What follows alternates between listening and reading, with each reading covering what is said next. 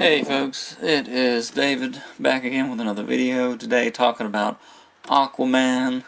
It's been over a month since I saw this movie in the theater, but I wanted to give my thoughts on it because it was worth it. I mean, it wasn't just a popcorn movie and some mindless fun. It wasn't just the only thing that I wanted to see at the movie theater at that time. Everything else just was ugh. Didn't want to say anything, but me and my mom and my sister, we saw this, guess it was it last year or was it the beginning of this year? I can't remember. Guess it was the first week of this year. Anyway, 2019. Anyway, I liked it. I liked this film, and I was surprised at how much I liked it. There's a video on here. I haven't seen it, but on YouTube, some guy made a a video with the title Aquaman was so good it made me mad. That and the thumbnail is of the Superman no scene from Man of Steel at the end. That's upset. I wouldn't go that far with it, but I did enjoy this film. I enjoyed it a lot. I was surprised by how good that it was, and I think that Jason Momoa, he really delivered. It really is an underdog. I don't want to say that, but that's just the way I think of it. I agree with that phrasing when people say the underdog hero came back and really showed them how to do it, and that's like symbolic or like a microcosm for the whole DC universe at this point. And I got to agree. I mean, $1 billion the movie made. Congratulations. Hey, it was just a lot of fun to watch, and I'm going to go ahead and say this one thing. I'm not going to spoil anything. I'm not even going to go into any of the details of the movie other than I liked Temuera Morrison, Jango Fett himself in this film, and from that opening scene, he's the lighthouse watchman in the film, and my mom and my sister afterwards was like, they're like, is that Nicole Kidman? Is that Nicole Kidman? That woman looks like Nicole Kidman. We weren't sure who all was in the movie. We went into it cold, and we realized, yeah, that's Nicole Kidman, the Queen, Atlanta, sorry. And that whole fight scene of them breaking into the house, and she had to leave with her son. They fell in love, and then she had to leave for their safety and all that stuff. But that opening scene where she almost runs him through the trident, that humor, but then how they fell in love and stuff, that is what did it for me as far as what took me. It didn't seem like I was watching a superhero movie. It just wasn't quite like any superhero movie that I've seen of late, and it's not just because I'm getting sick and tired of superhero movies, even though I am, but there was something about watching this film that I walked out of it thinking that after the movie was over and I'm walking out of the movie theater thinking this seemed like more of a fairy tale, like that kind of thing, and not a comic book movie, and it had these like intertwined elements that it just worked for me somehow, and it helped me to just be immersed into the fantasy for a couple hours, and I was just in there, and we're having dinner after the movie, me and my mom and my sister, and we're in this restaurant. I'm saying to him, "Man, that was good. Man, that was good. That was so good." It's one of those movies you don't want it to end because I was all in it. I was all in it. Patrick Wilson as King Orm, liked him. He did a good job. William Dafoe, always liked seeing him. Amber Heard as Mira.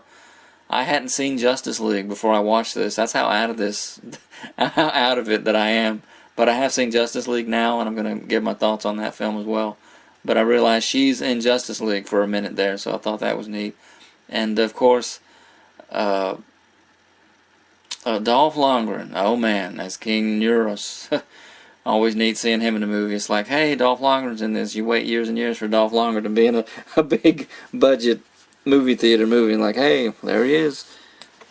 Plus, I don't watch Creed. I'm just not into boxing movies all that much. Maybe one day I'll watch it, but I know he's in that too. But I think I'm going to like his performance in this Aquaman better than that. Anyways, I enjoyed all these people. And again, I'm not going to get into the details. I just want to give this one a like an 8 out of 10 stars. It's worth a watch. It's very entertaining. It's not, and because it's not, they didn't follow the typical. It's an underdog story. It's a not so much unlikely hero as a reluctant hero, because Arthur Curry, he doesn't want to go and be this thing that he's being called to be, this leader, this, in the end, this savior of this kingdom. He actually does learn about himself and about his family and about some things that happen. He learns the truth about some things, and the way he reacts along the way, it's funny, it's heartwarming, and even though it's the same sort of story you have seen a bunch of times, this was well done, just in my personal opinion. I just think it was really worth the watch, and I'm glad that DC's had a good hit here. Hopefully they'll put all the same kind of care into their next films as went into this thing, because this was a home run in my opinion.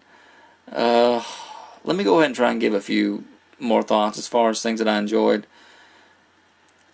Jason Momoa as Arthur, and I don't mean as Aquaman, I just mean as just himself, Arthur, in the beginning of the film, as he works his way into this, toward when he's the Aquaman, like, not just with other people saying he's Aquaman, but by the end when he's saying, I am the Aquaman. And he's got the sacred trident, the actual 3 pointed deal that looks so good. And he's like the king now. He's just entertaining to me as Arthur and as Aquaman, but the humor in the bar scene, the selfie with the guys, you think they wanted to fight him, but no, it's like, hey, can we get a selfie with you, man? His face when they take that first selfie, but then he gets into it and they're drinking beer and stuff. It's just hilarious. And let me talk about the pirate guy. Where is he? I'm looking at IMDb here. Yahya Abdul Mateen II as Manta. This guy, I thought to myself, man, that's pretty brutal. When they take over this sub at the beginning of the film, you see him run through this Russian captain with his, it's almost like the Predator, this blade that comes right out of like this wrist guard thing. It's like 1.5 feet long, this blade, and it's really sharp. You're thinking, man, that's brutal. Like, what kind of movie am I watching here? But that really was about the worst thing in the film as far as any bad fighting. I'm surprised they got away with that. I'm looking at it here. This is PG-13. Anyway, his relationship with his dad at the beginning, and I won't give any spoilers as to what happens there, but there's basically they take over this Russian sub at the beginning, these pirates do, and then he has this vendetta against Arthur for the rest of the film. That's really interesting as you follow along. Again, it's not quite anything that's never been done, but to be done this way, and his secret alliance with somebody who I won't mention, I won't spoil it too much. He was just entertaining as the Manta. How he gets the revenge subplot going there, and how he still wants him dead even after all that. Arthur, that is, Manta wants to kill Aquaman, basically. Anyways, really entertaining. I enjoyed William Dafoe as Volko, and Patrick Wilson. I've seen him in several movies now. He's one of those actors. Maybe you disagree. Maybe you're not like me. You're always like, hey man, I've seen that guy. What's his name? And I can never remember his name. But I'm going to start remembering his name, because this was another big hit for him. He did really well as King Orm. I liked him. And the ending kind of surprised me. I was pleased with it, and it's one of the, I won't say what happens, but I was just thinking, this is good. This is a good story. Again, I don't like everything about it, but the sheer entertainment value that I got out of this, how beautiful it is, the special effects, the underwater stuff, they went all out, making this look so good. And if you haven't seen it, don't hesitate. If you're even interested a little bit, go ahead and watch it. I believe you will be entertained, and I think Aquaman will be endeared to you as one of these superhero people. Anyways, what else can I say? Nicole Kidman was in there as Atlanta. Her story is very interesting. Won't spoil that for you. Who else? Ludi Lin as Captain Merc. Oh man, he was like a relentless Atlanta henchman guy. Anyways, I guess that's all of the major people, of the major actors here. I'm looking at IMDb. But yeah, it's Arthur's journey that I was really pleased with. The growing love story between Amber Heard's character Murrah and him. It's had some funny stuff that happens along the way. It was entertaining. I gave this 8 stars out of 10, big time, because I enjoyed it that much. And for supposedly a superhero film, which as a comic book superhero film, I should say, I almost don't want to call it that, because again, the story of the lighthouse and his mother